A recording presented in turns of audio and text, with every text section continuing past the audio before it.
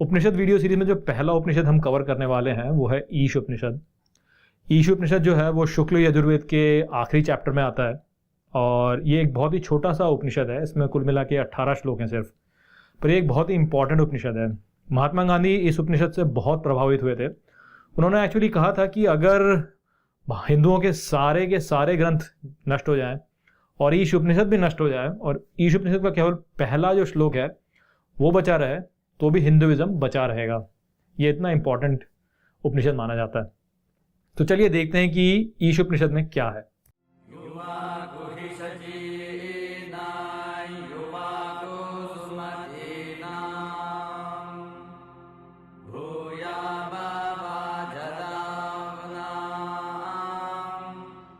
ईशावास्यमिदं सर्वं यत्किंच जगत्यां जगत् तेन तक्तेन भुंजीथा मा गृधः कस्य स्विद्धनम्। यह सब प्रभु द्वारा निवास के लिए है। जो भी सार्वभौमिक गति में व्यक्तिगत ब्रह्मांड है उसके द्वारा तू आनंद ले। किसी भी व्यक्ति के अधिकार पर वासना की दृष्टि मत डाल। इस संसार में जो भी कुछ है सब भगवान का है, आपका कुछ भी नहीं है। आपका घर आपका नहीं है, आपकी ज़मीन आपकी नहीं है, आपका पैसा जो भी आपके पास में वो भी आपका नहीं है, यहाँ तक कि आपका जो शरीर है वो भी आपका नहीं है, सब भगवान का है। यदि आप भगवान में विश्वास नहीं रखते तो आप कहेंगे कि अरे मैंने तो भगवान को कहीं नहीं देखा, तो मैं ये कैसे मान लूँ कि जो भी इस संसार में है सब कुछ भगवान का है। तो इसको मैं ऐसे देखता हूँ कि ये जो पूरा संसार है, इस संसार में सभी कुछ बदलता रहता है। चीज़ें एक से दूसरे में परिवर्तित होती रहती हैं या एक जगह से दूसरी जगह पे मूव होती रहती हैं। और ये जो सारा चेंज इस संसार में हो रहा होता है ये कुछ जो प्रकृति के नियम हैं उसके अनुसार होता है। तो यदि आप ये बोलें कि ये जो प्रकृति के नियम हैं ये एक तरह से भगवान हो गया या सोल ऑफ दिस यूनिवर्स हो गया, तो ये संसार में जो भी कुछ है वो इस सोल का है। तो एज एन एग्जाम्पल आप अपने घर का उदाहरण ले लीजिए। तो आपके पास में अगर कोई घर है और आपको ये लगता है कि वो आपका घर है, तो हाँ यानी आप रह रहे हैं वहाँ पे, तो वो आप ऐसे सोच सकते हैं कि हाँ वो आपका घर है। लेकिन कल को अगर कोई अर्थक्वेक आ जाता है तो वो पूरा घर नष्ट हो जाएगा। और वो जो पूरा घर नष्ट हो गया उसमें आपका क्या योगदान था? आपका तो कोई योगदान नहीं था उसमें। वो तो प्रकृति का नियम था। प्रकृति के नियम के अनुसार एक अर्थक्वेक आया और अर्थक्वेक ने आपके घर को डिस्ट्रॉय कर दिया। तो इससे आप कैसे कह सकते हैं कि वो घर आपका है? वो घर आपका नहीं है, वो घर असल में भगवान का है, क्योंकि भगवान ने अपने एक छोटे से इशारे पर एक अर्थक्वेक करवाया और आपका घर नष्ट हो गया और अब आपके पास में कोई घर नहीं है। तो वो घर आपका नहीं है, वो घर भगवान का है। और क्योंकि हर चीज़ इस संसार में भगवान की है तो फिर किसी के भी पीछे लालच की नज़र से क्यों देखना? क्योंकि कभी भी कोई भी चीज़ आपकी तो हो ही नहीं सकती। तो इस वजह से आपको कभी भी किसी भी फिज़िकल चीज़ से इस यूनिवर्स में अटैच नहीं होना चाहिए, क्योंकि कोई भी फिज़िकल चीज़ इस यूनिवर्स में है वो आपकी कभी हो ही नहीं सकती, वो हमेशा भगवान की है। तो किसी भी चीज़ को अगर आप यूज़ कर रहे हैं तो आप ऐसे माने कि ये भगवान की चीज़ है जिसको कि मैं सिर्फ थोड़े टाइम के लिए यूज़ कर रहा हूँ।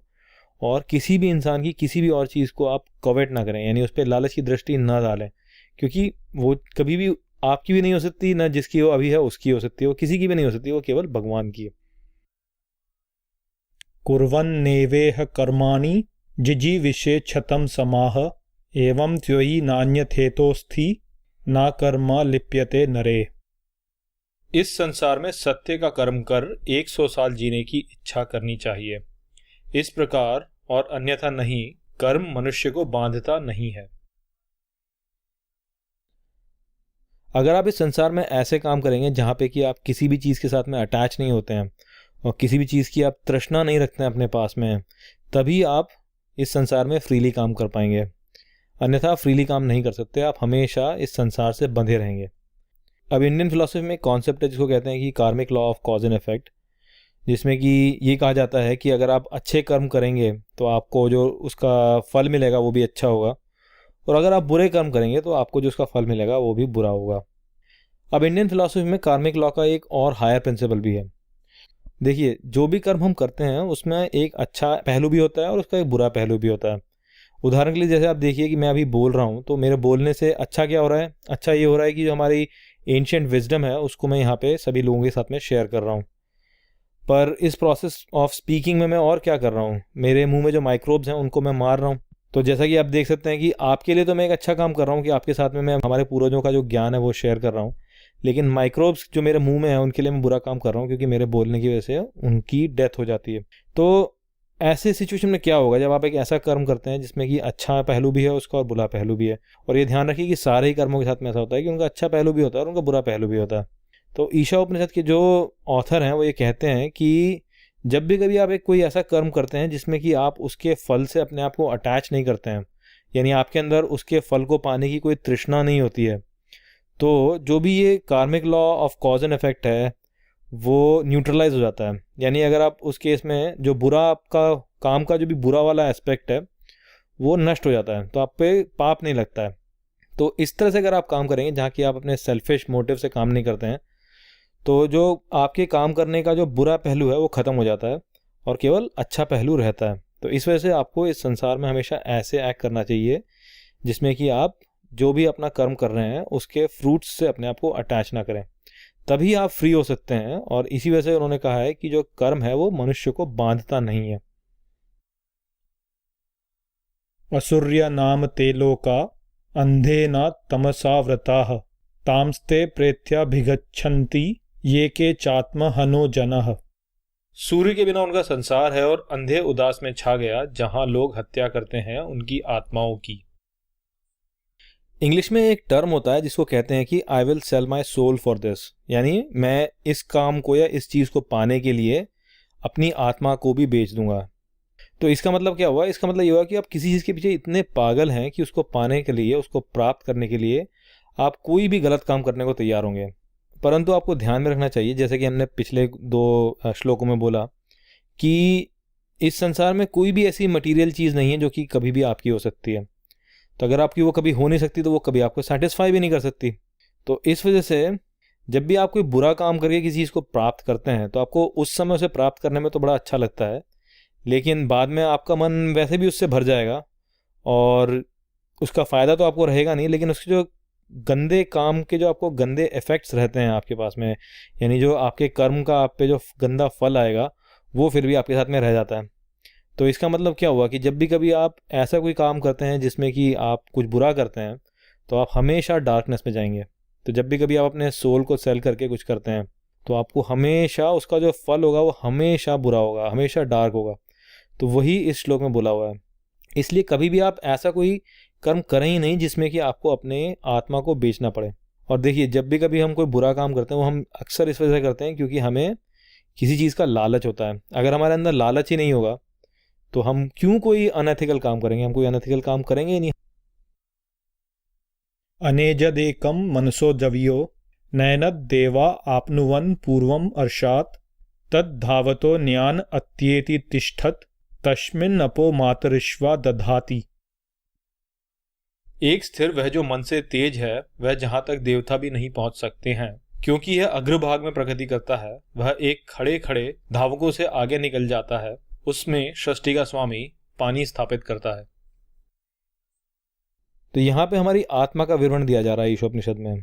तो हमारी जो आत्मा है उसको कहा जा रहा है कि वो वैसे तो मूव नहीं करती है, लेकिन अगर देखा जाए तो हमारे दिमाग से भी तेज मूव करती है, जहाँ तक कि हमारे देव भी नहीं पहुँच सकते।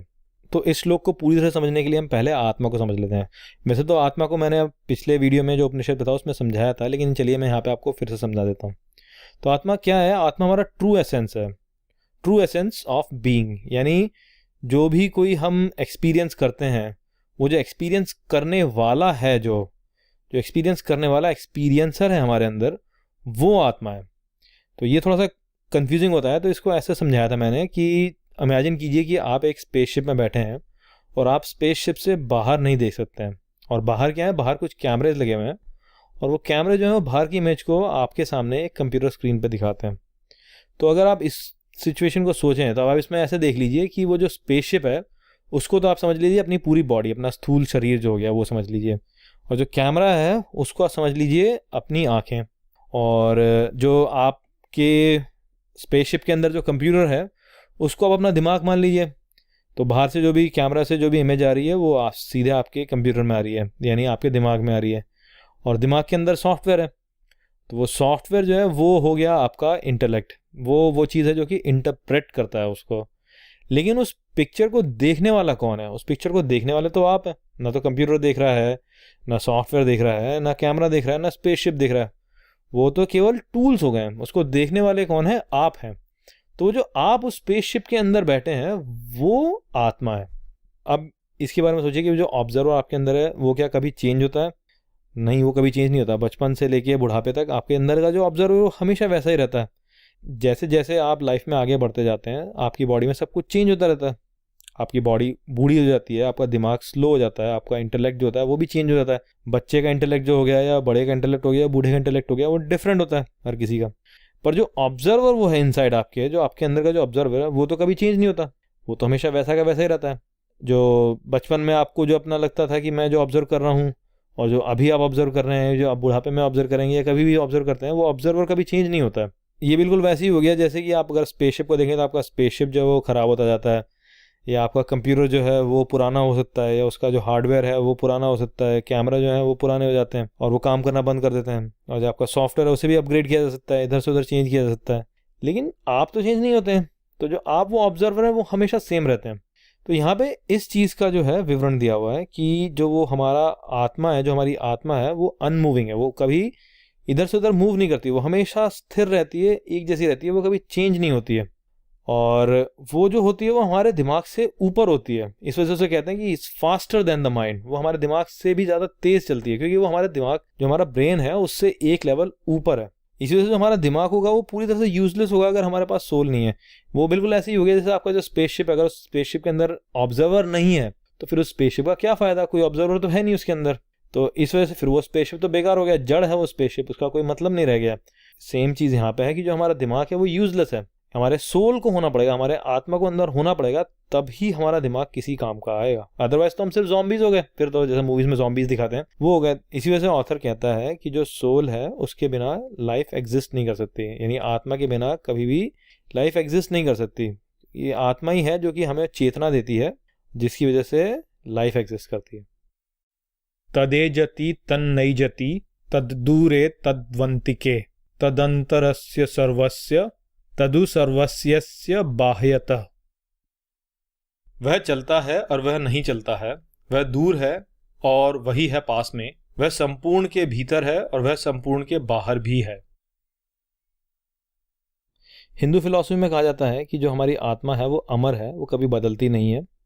और ये भी बोला जाता है कि जो हमारी आत्मा है वो जैसे हम कपड़े चेंज करते हैं उस तरह से शरीर चेंज करती है।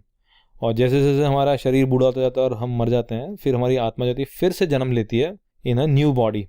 इसी वजह से यहाँ पे बोला जा रहा है कि जो आत्मा है वो चलती है और वो नहीं भी चलती। वो चलती कैसे है? वो चलती ऐसे है कि जब हम बॉडीज चेंज करते हैं तो वो चलती है, लेकिन वो चलती क्यों नहीं है? क्योंकि वो कभी चेंज नहीं होती है, वो हमेशा एक जैसी रहती है।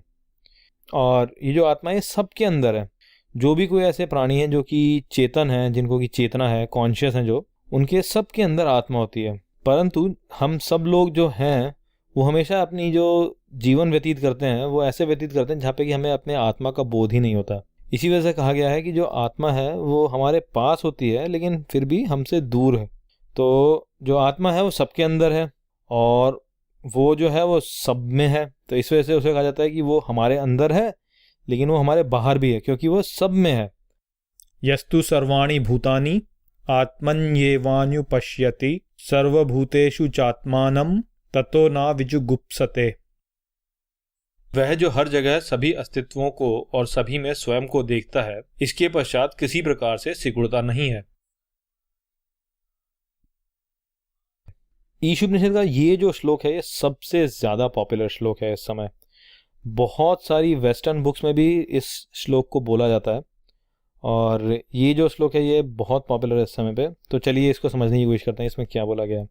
तो अब तक हमने जो देखा है उसमें ये बोला है कि जो आत्मा है वो सभी में है और हमें कभी अपनी आत्मा को बेचना नहीं चाहिए और हमें कभी दूसरों की चीज़ों पे नज़र नहीं डालनी चाहिए, हमें कभी दूसरों की चीज़ों पर लालच के भाव से नहीं देखना चाहिए। तो जब हम इस इन्फॉर्मेशन को समझ जाते हैं कि जो हमारे अंदर है वो आत्मा है जो कि कभी चेंज नहीं होती है, और हम ये रियलाइज़ करने लगते हैं कि जो हमारी जो आत्मा है वो ही हमारा ट्रू एसेंस है, तो हमारी आंखों पर से एक पर्दा उड़ जाता है और हमको सब चीज़ें क्लियरली दिखने लगती हैं। तो हमें क्या दिखने लगता है, हमें ये दिखने लगता है कि इस संसार के हर प्राणी के अंदर आत्मा है, जो कि वो एक ऑब्जर्वर है, वही जो चेतना है जिससे कि चेतना आती है, और ये सब में एक ही जैसी है। तो जब ऐसा हमें पता चलता है तो हमें हम में और दूसरों में कोई अंतर नहीं दिखता। हमें ये लगता है कि वो और हम सेम ही हैं, क्योंकि हम सब के अंदर वही आत्मा है, तो हम वो आत्मा ही हैं सबके सब। और तब हमें ये दिखने लगता है कि अगर कोई इंसान बुरा कर रहा है और वो बुरे कर्म कर रहा है, तो हम ये सोचते हैं कि अरे वो इंसान बुरे कर्म नहीं कर रहा है, क्योंकि उसकी आत्मा तो हमेशा प्योर है।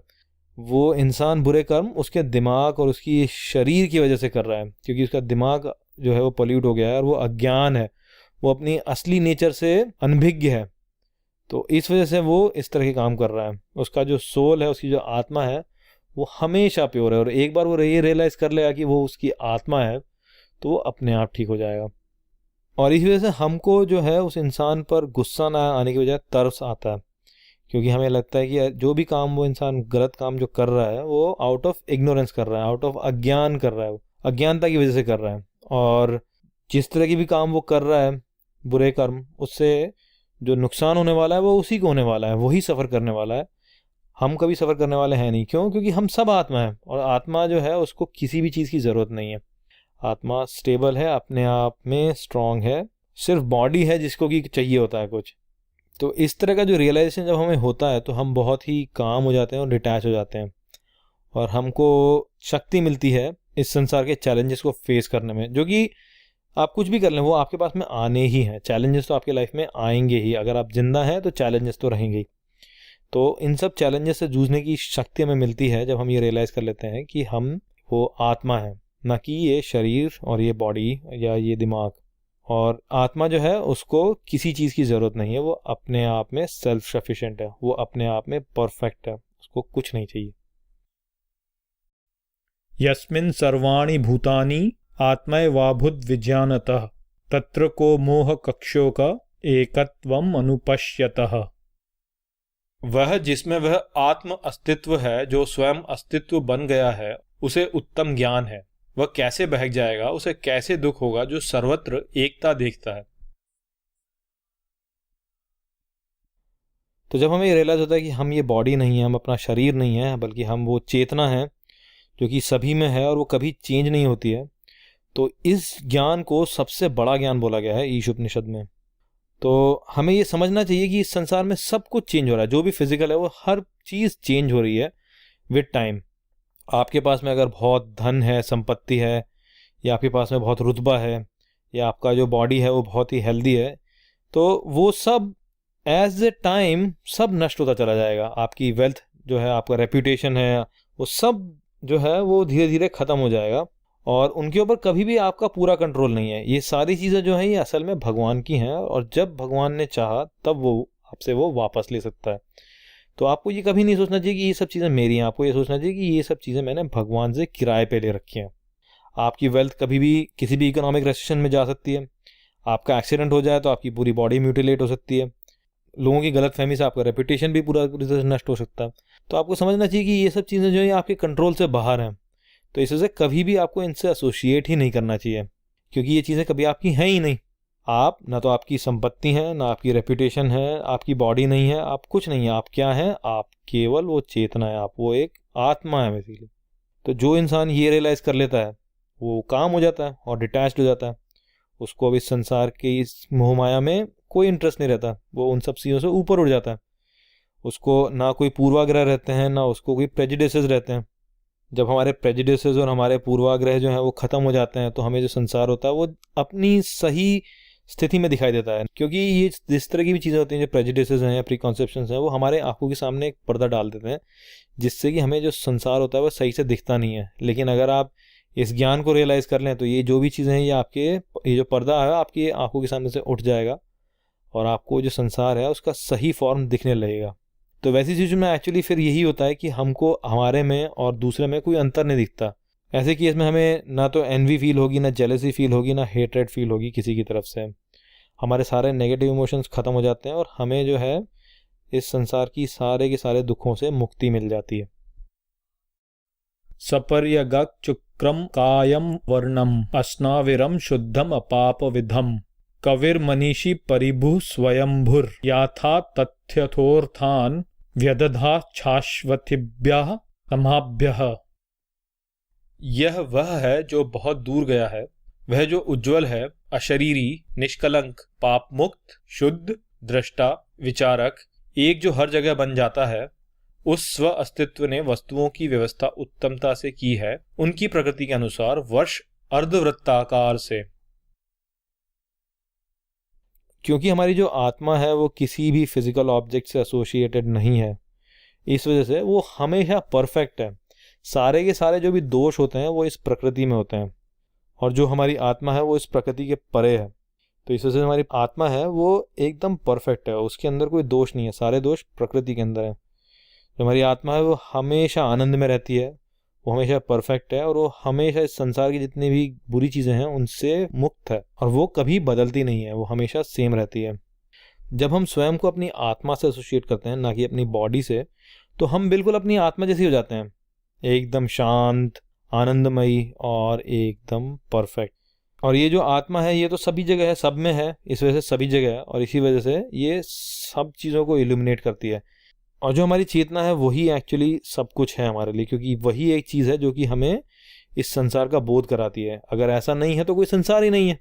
अगर हमको इस संसार का बोध नहीं है तो फिर संसार असल में है ही नहीं। तो इसी वजह से आत्मा के अंदर ही पूरा संसार है, ये कहा जाता है कई बार। जो आत्मा है वो बाय इट्स ओन नेचर उसको सब कुछ पता है परफेक्टली। क्यों? क्योंकि वो सारे दुखों से और सारे डर, भय और प्रेजुडिस इन सब से फ्री है। हमारे जो खुद के भय होते हैं या हमारे खुद के पूर्वाग्रह होते हैं, वही ऐसे होते हैं जो कि हमारी दृष्टिकोण पे एक धुंध लगा देते हैं, जिससे कि हमें संसार सही से दिखता नहीं है। एक बार वो हटा दिया जाए तो हमें संसार क्लियरली दिखने लगता है। अब श्लोक नंबर 9, 10 और 11 जो हैं उनको हम तीनों को एक साथ उन पर टिप्पणी करेंगे, क्योंकि ये एक दूसरे से जुड़े हुए हैं। अंधम तमः प्रविशन्ति येह विद्यामुपासते ततो भूय इवते तमो यहु विद्ययाम रतः। अन्य देवाहुर्विद्यया अन्यदाहुर्विद्यया इति शुश्रूमधीराणं येनस्तद्विचक्षिरे। विद्यां च अविद्यां च यस्तद्वेदोभयं सः अविद्याय मृत्युं तीर्त्वा विद्ययामृतम् अश्नुते। अंधकार में वे प्रवेश करते हैं जो अज्ञान का पालन करते हैं, वे बड़े अंधेरे में हैं जो समर्पित हैं केवल ज्ञान को। वास्तव में यह कहा जाता है कि वह मेरा नहीं है जो ज्ञान द्वारा आता है, और वह भी मेरा नहीं है जो अज्ञानता से आता है। यह विद्या हमें ज्ञानियों से मिली है। वह जो एक में दोनों के रूप को जानता है, ज्ञान और अज्ञान, अज्ञान से मृत्यु के पार हो जाता है और ज्ञान द्वारा अमरता प्राप्त करता है। तो हम इन 3 श्लोकों का मतलब हम समझने के लिए चलिए 3 लोगों का उदाहरण लेते हैं। पहला है जोसेफ स्टालिन, दूसरा एक कोई मुनि है जो कि हिमालय में मेडिटेट कर रहे हैं, जिनका किसी को पता नहीं और वो पूरे संसार से कट ऑफ हैं। तो चलिए उनको हम दे देते हैं निरासन मुनि नाम। और तीसरे हो गए महात्मा गांधी। तो जोसेफ स्टालिन के बारे में तो हम जानते हैं कि वो यूएसएसआर में कम्युनिस्ट पार्टी का प्रेसिडेंट था, और उसके टाइम पे जब उसने रूल किया यूएसएसआर में तो बहुत सारे लोगों की मृत्यु हुई और बहुत सारे लोगों को जेल में भेजा गया। तो he brought a lot of misery on people of Russia. पर उसने ये सब क्यों किया? इसके पीछे अगर आप देखें तो भय दिखता है। जोसेफ स्टालिन एक नार्सिसिस्ट था और उसको बहुत सुख मिलता था दूसरों के ऊपर अपनी पावर जमाने में। तो बहुत सारी ऐसी स्टोरीज हैं उसकी, तो उनमें से एक का उदाहरण मैं दे देता हूँ कि एक बार एक मीटिंग हो रही थी जिसमें कि स्टालिन जो था वो उस मीटिंग का चीफ डिग्नेटरी था। तो जब स्टालिन वहाँ पे पहुँचा तो सब लोग खड़े हो गए और सब लोगों ने उसके लिए तालियां बजानी चालू कर दी। पर अब प्रॉब्लम क्या हुई कि कोई भी इंसान ताली बजाना बंद नहीं करना चाहता था, क्योंकि सबको ये डर था कि अगर वो ताली बजाना बंद करेगा तो स्टालिन देख लेगा कि उसने सबसे पहले ताली बजानी बंद की, और उस सिचुएशन में स्टालिन जो है वो डर जाएगा और उसे लगेगा कि ये इंसान जिसने कि सबसे पहले मेरे लिए ताली बजानी बंद की, ये मेरे अगेंस्ट है। तो उसको फिर ये डर था कि ऐसी सिचुएशन में स्टालिन जो है वो उसको गिरफ्तार कर लेगा और उसको जेल जाना पड़ेगा। तो इस वजह से कोई भी ताली बजाना बंद नहीं करना चाहता था। तो ऐसी तालियां बजती रही, बहुत टाइम तक बजती रही और स्टालिन को मज़ा आ रहा था देखने में, क्योंकि उसे दिख रहा था कि देखो वो कितना पावरफुल है और सब लोग उससे डर रहे हैं। जबकि असल में अगर देखा जाए तो स्टालिन डरा हुआ है, क्योंकि स्टालिन इतना ज़्यादा डरा हुआ है कि उसको ये लगता है कि कोई इंसान उसके लिए ताली बजाना बंद कर रहा है तो इसका मतलब वो उसके अगेंस्ट है। तो ऐसा होता रहा और बहुत टाइम तक तालियां बजती रही और ऐसा हो गया कि लोग गिरने लगे, गिर के चक्कर खा के गिरने लगे। तब कहीं जाके जो उस मीटिंग का जो मेन ऑर्गेनाइजर था उसने ताली बजाना बंद किया सबसे पहले, और जब उसने ताली बजाना बंद किया तो उसके बाद में सब लोगों ने ताली बजाना बंद किया और बैठ गए। वो जो मीटिंग का ऑर्गेनाइजर था जिसने कि वो ताली बजाना सबसे पहले बंद किया था, उसको उसी रात गिरफ्तार कर लिया गया और जेल में भेज दिया गया। तो आप देख लीजिए कि स्टालिन की क्या मानसिक हालत रही होगी कि वो इतना ऑफेंड हो गया उस इंसान जिसने सबसे पहले उसके लिए तालियां बजाना बंद किया कि उसने उसे जेल में डाल दिया। कितना उसके दिमाग में अंदर डर रहा होगा कि कौन ऐसा है उसके राज्य में जो कि उसके अगेंस्ट प्लॉट कर रहा है, और कितना उसे दूसरों को परेशान करने में मज़ा आता था। और ऐसा नहीं है कि आज के टाइम पे भी लोग स्टालिन जैसे नहीं हैं, बहुत से लोग ऐसे हैं जो कि स्टालिन जैसे हैं। बस बात यही है कि लोगों के पास में पावर नहीं है। अगर आपके पास में पावर आ जाए तो अभी भी बहुत से ऐसे लोग होंगे जो कि स्टालिन की तरह से बिहेव करेंगे। आप इंटरनेट पे ही देख लीजिए, कितने सारे ऐसे लोग होते हैं जो कि छोटी छोटी बातों पे ऑफेंडेड हो जाते हैं। उनकी लाइफ आप ही सोचिए कितनी मिजरेबल होगी, और कितनी मिजरेबल वो दूसरों की लाइफ बनाते हैं अपने अराउंड। तो ऐसे लोगों की लाइफ पूरी तरह से डार्कनेस में रहती है, वो पूरी तरह से इग्नोरेंस में रहते हैं, सारी लाइफ वो परेशान रहते हैं, खुद भी परेशान रहते हैं और दूसरों को भी परेशान करते हैं। तो चलिए अब नेक्स्ट एग्जाम्पल जो लेते हैं वो है निरासन मुनि का। निरासन मुनि ने इस संसार को छोड़ दिया है और एक गुफा में जाके पूरे टाइम ध्यान लगाते रहते हैं वो। और इस ध्यान से और इस साधना से उन्होंने अपने आप को रियलाइज़ तो कर लिया है कि वो ये शरीर नहीं है बल्कि अपनी आत्मा है, पर उन्होंने इसकी वजह से ये रियलाइज़ कर लिया कि इस संसार में कुछ है ही नहीं। उन्होंने पूरे संसार को ही छोड़ दिया, अब उनको संसार से कोई इंटरेस्ट ही नहीं रहा। तो अब आपको तो ये लगेगा कि अरे ये तो सबसे अच्छा लाइफ का एग्जिस्टेंस हो गया, क्योंकि ये इंसान जो है निरासन मुनि ये सभी दुनिया की सभी परेशानियों से मुक्त है, ये जीवन मुक्ति में चुकी है। लेकिन ऐसा नहीं है एक्चुअली। अगर ऐसा है तो फिर आपको ये भी सोचना चाहिए कि आप जो ड्रग एडिक्ट्स होते हैं उनके अगेंस्ट क्यों जाते हैं, उनको बुरा क्यों मानते हैं। असल में वो भी तो यही कर रहे हैं, बस यही है कि वो ध्यान न लगाने के बजाय सिर्फ ड्रग्स खा लेते हैं, पर ड्रग्स खाने के बाद में उनके साथ में वही होता है कि वो उसी मेंटल स्टेट में पहुंच जाते हैं और पर फिर उसी मेंटल स्टेट में रहना चाहते हैं पूरे टाइम, पर अपनी सारी ड्यूटीज़ जो होती हैं उनको वो छोड़ देते हैं और बस अपने उसी में ड्रग में लगे रहते हैं। तो निरासन मुनि और ऐसे ड्रग एडिक्ट में कोई डिफरेंस नहीं है एक्चुअली। निरासन मुनि भी वही है, बस फ़र्क इतना है कि निरासन मुनि जो है वो ध्यान लगा के अपनों को उस तरह से करते हैं और जो ड्रग एडिक्ट हैं वो ड्रग्स लेके करते हैं। तो इस वजह से निरासन मुनि का जो लाइफस्टाइल है वो भी परफेक्ट नहीं है, उसमें भी आपको परफेक्ट ज्ञान नहीं मिला। बताइए अगर आपको नॉलेज है भी अगर इतनी अच्छी तो भी उस नॉलेज का फ़ायदा क्या हुआ अगर आप उसका कोई यूज़ ही नहीं कर रहे हैं संसार को इम्प्रूव करने में। तो इस वजह से निरासन मुनि का केस भी परफेक्ट नहीं है, उनका जीवन भी अंधकार में ही है। अब हम आते हैं फाइनल एग्जाम्पल पे जो कि है महात्मा गांधी का। अब महात्मा गांधी जो थे उन्होंने भी अपने आप को सेल्फ रियलाइज़ कर लिया था, वो भी अपनी आत्मा को समझ गए थे कि उनका जो शरीर है वो उनका नहीं है बल्कि वो असल में उनकी आत्मा है। परंतु ये सब जानने के पश्चात भी उन्होंने इस संसार को नहीं छोड़ा, उन्होंने इस संसार में ही रहे और पॉलिटिक्स की एरिया में रहे और इंडिया को आज़ाद करवाया। तो उन्होंने अपना जो धर्म था उनका वो भी निभाया। हम लोग ये रियलाइज़ नहीं करते हैं, पर आज की तारीख में अगर देखा जाए तो भारत एक काफ़ी पॉलिटिकली भी स्टेबल कंट्री है और साथ में एक डेमोक्रेसी भी है। तो ये एक बहुत ही मज़े वाली बात है कि इंडिया एक पुअर कंट्री है वैसे, लेकिन फिर भी पॉलिटिकली स्टेबल है और एक डेमोक्रेसी भी है। तो ये एक बहुत ही मेजर अचीवमेंट है इंडिया का अगर सोचा जाए तो। पर ये अचीवमेंट हुआ कैसे है, तो ये अचीवमेंट का जो पूरा श्रेय है वो महात्मा गांधी को जाना चाहिए, क्योंकि हमारे देश को महात्मा गांधी ने फ्री करवाया। उसी वजह से आज की तारीख में हमारा जो देश है वो इतना पॉलिटिकली स्टेबल है। जब इंडिया को इंडिपेंडेंस मिली तो महात्मा गांधी चाहते तो कोई भी हाई पोजीशन ले सकते थे गवर्नमेंट में, वो चाहते तो प्रेसिडेंट, प्राइम मिनिस्टर कुछ भी बन सकते थे। लेकिन उन्होंने क्या डिसाइड किया, उन्होंने डिसाइड किया कि वो कोई भी ऐसी पोजीशन नहीं लेंगे और केवल भारतीयों की सेवा करेंगे। तो ऐसा उन्होंने डिसीजन क्यों लिया, क्योंकि वो जानते थे कि अगर वो कोई भी हाई पोजीशन लेंगे तो जो भी काम उन्होंने किया अपनी लाइफ में वो सारा काम उनका सेल्फिश हो जाएगा, उन्होंने अपने खुद के गेन के लिए किया हो जाए, ऐसा हो जाएगा। और गांधी जी नहीं चाहते थे ऐसा।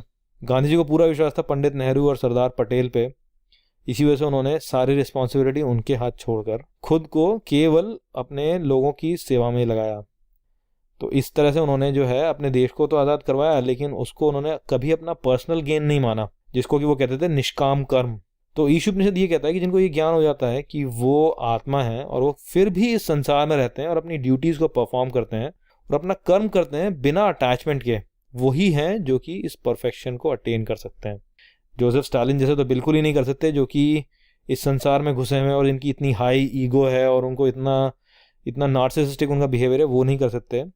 निरासन मुनि भी नहीं कर सकते, जिन्होंने कि इस संसार को ही छोड़ दिया है और वो केवल ध्यान लगाए में लगे रहते हैं और बाकी किसी चीज़ से उनका कोई मतलब नहीं। उनको भी बेसिकली फ्रीडम नहीं मिलेगी। फ्रीडम किसे मिलेगी? परफेक्शन किसको मिलेगा? परफेक्शन उस इंसान को मिलेगा जो कि ये तो रियलाइज करेगा कि वो आत्मा है, लेकिन फिर भी अपनी सारी ड्यूटीज़ को परफॉर्म करेगा बिना अटैचमेंट के।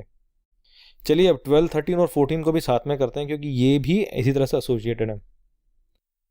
अंधम तमः प्रविशन्ति येह संभूतिमुपासते ततो भूय इव ते तमो यहु संभुत्याम रतः अन्यदेवाहु संभवाद अन्यदाहुरसंभवात् इति शुश्रूमधीराणाम येनस्तद्विचचक्षिरे संभूतिं च विनाशं च यस्तद्वेदो भयं सह विनाशेन मृत्युम तीर्त्वा संभ्युत्तामृतम अश्नुते। अंधेरे में वे प्रवेश करते हैं जो अजन्म का पालन करते हैं, वे अधिक अंधेरे में हैं जो स्वयं को जन्म के लिए समर्पित करते हैं। वास्तव में यह कहा जाता है कि वह मेरा नहीं है जो जन्म से आता है और वह भी मेरा नहीं है जो अजन्म से आता है। यह विद्या हमें ज्ञानियों से मिली है। वह जो एक में दोनों के रूप को जानता है, जन्म और अजन्म, अजन्म से मृत्यु के पार हो जाता है और जन्म से अमरता प्राप्त करता है। ये वाले हिम्स थोड़ी कंफ्यूजिंग हो जाती हैं, क्योंकि ये जो है जन्म और अजन्म की बात करते हैं, जो कि थोड़ा कंफ्यूजिंग हो जाता है। पर अगर आप ध्यान से सोचें तो ये जो 3 श्लोक हैं, ये पिछले जो 3 श्लोक हैं उनसे एसोसिएटेड ही हैं और उसी आइडिया को आगे प्रोपोगेट कर रहे हैं। तो पिछले 3 श्लोकों में तो हमने परफेक्शन को अटेन करने के बारे में बात की, तो अब उसको ही फॉलो अप यहाँ पे किया जा रहा है। तो हिंदू फिलॉसफी में कॉन्सेप्ट है पुनर्जन्म का, जहाँ पे कि ये कहा जाता है कि जो आपकी जो आत्मा है वो परफेक्शन अटेन जब तक नहीं करती तब तक आपको जन्म मरण के साइकिल में चलते रहना पड़ता है, जहाँ पे कि आप बार बार जन्म लेते हैं और फिर मृत्यु होती है, फिर वापस जन्म लेते हैं और मृत्यु होती है, इस तरह से। तो यहाँ जो जन्म और अजन्म है वो इन दोनों चीज़ों से रिलेटेड है कि क्या आपने परफेक्शन पाया कि या आपने परफेक्शन नहीं पाया। तो इन श्लोकों में ये बोला गया कि वो मनुष्य जो कि जन्म से अपने आप को एसोसिएट करता है वो इस संसार में गुंधा हुआ है, वो इस संसार की माया में इतना ज़्यादा गुंधा हुआ है कि अपने सेल्फिश डिज़ायर, अपने निहित स्वार्थों से इतना गुंधा हुआ है कि वो कभी भी परफेक्शन नहीं अटेन कर सकता। इस वजह से वो कभी भी जो है इस जन्म मरण की जो प्रक्रिया है इससे कभी बाहर नहीं निकल पाएगा। परंतु एक चीज़ और ध्यान रखिए कि जो वो लोग हैं जो कि इस जन्म मरण की जो प्रक्रिया है उससे बाहर निकलना चाहते हैं, उनमें भी निहित स्वार्थ है। क्यों? क्योंकि वो चाहते हैं कि वो इस संसार के जन्म मरण के साइकिल से बाहर निकल जाएं। तो ये उनका निहित स्वार्थ है। इस वजह से वो लोग भी परफेक्शन नहीं अटेन कर सकते, जो कि ये चाहते हैं कि अरे हम इस संसार के जन्म मरण के साइकिल से बाहर निकल जाएं। वो इंसान ही परफेक्शन पा सकता है जो कि इन दोनों चीज़ों से ऊपर उठा हुआ है। उसको मतलब नहीं है, उसको इससे कोई फ़र्क ही नहीं पड़ता कि उसको इस संसार के जन्म मरण के साइकिल में रहना है या नहीं रहना। तो कितनी बार आपने ये एक्चुअली सुना होगा राइट लोगों से कि अरे अगर पुनर्जन्म है तो कितनी अच्छी बात है, फिर तो हम लोग मरने के बाद फिर से जिंदा हो जाएंगे तो कितना अच्छा है। तो यहाँ पे क्या हो रहा है? यहाँ पे असल में वही हो रहा है कि जो इंसान है वो इस संसार की मोह माया में इतना ज़्यादा गुथा हुआ है कि उसको जन्म मरण के इस साइकिल में रहने में ही मज़ा आ रहा है। तो उसको परफेक्शन नहीं मिल सकता क्योंकि वो इस संसार की मोह माया में लिपटा हुआ है। उसको ज्ञान ही नहीं है कि इस संसार की मोह माया के बियॉन्ड भी कुछ होता होगा। परंतु वो इंसान जो कि इस संसार से मुक्ति चाहता है वो भी असल में निहित स्वार्थी देख रहा है, क्योंकि उसमें भी उसका निहित स्वार्थी है कि मुझे इस संसार से मुक्ति चाहिए, इस संसार में जितनी भी पीड़ा है, दूसरे लोगों को परेशानियां हैं, उससे मुझे कोई मतलब नहीं है, मुझे तो केवल इस संसार से बाहर निकलना है। तो वो भी एक निहित स्वार्थी हो गया। तो इस वजह से वो दोनों ही चीज़ों से आपको परफेक्शन नहीं मिल सकता है, वो इस श्लोक में बोला गया है। The only way to attain perfection is, जब आप ये रियलाइज करेंगे कि इन सब चीज़ों से कोई फ़र्क नहीं पड़ता है, ये सब से ऊपर उठ जाएं अगर आप, और आपको लगे कि अगर मुझे इस संसार में रहना है तो भी मुझे कोई परेशानी नहीं है, मुझे, और मैं अगर इस संसार से बाहर निकल जाता हूँ, इस जन्म मरण के साइकिल से बाहर निकल जाता हूँ तो भी मुझे कोई परेशानी नहीं है। अगर मैं इस संसार में आता हूँ तो मैं सबकी सेवा करूँगा, और अगर मैं इस संसार से बाहर चला जाता हूँ तो भगवान के पास में चला जाऊँगा। हिरण्मयेन पात्रेण सत्यस्यापिहितं मुखं तत्त्वं पूषन् अपावृणु सत्य धर्माय दृष्टये। सत्य का मुख एक उज्जवल आवरण द्वारा ढका हुआ है। हे पालक, कृपया उसे हटा दें ताकि सत्य को देखा जा सके। अब 15 के बियॉन्ड जो है ज़्यादा इंटरप्रिटेशन की जरूरत नहीं है अब। तो इस श्लोक में तो ये बोला गया है कि जो लेखक है वो ये केवल ये कह रहा है कि जो सत्य है वो सत्य जो है वो हम सब लोगों से छुपा हुआ है। तो वो जो है वो फिर सूर्य देव से प्रार्थना कर रहे हैं कि आप हमें ये सत्य दिखाएं।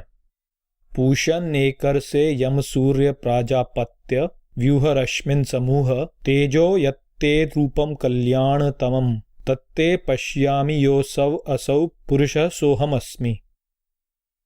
हे पालक, हे एकमात्र दृष्टा, हे संयोजक, हे दीप्तिमान सूर्य, हे प्राणियों के पिता की शक्ति, अपनी किरणें सुव्यवस्थित करो, अपने प्रकाश को एकत्र करो। चमक जो आपका सबसे धन्य रूप है उसमें मैं देख रहा हूँ। पुरुष वह मैं हूँ। इस श्लोक में सूर्य भगवान से प्रार्थना की जा रही है और उनसे बोला जा रहा है कि आप हमें सत्य दिखाएं ताकि हम अपने आत्मा को जान सकें। वायुरनीलम अमृतम अथेदम भस्मांतम शरीरम ओम क्रतोस्मर कृतम स्मर क्रतोस्मर कृतम स्मर।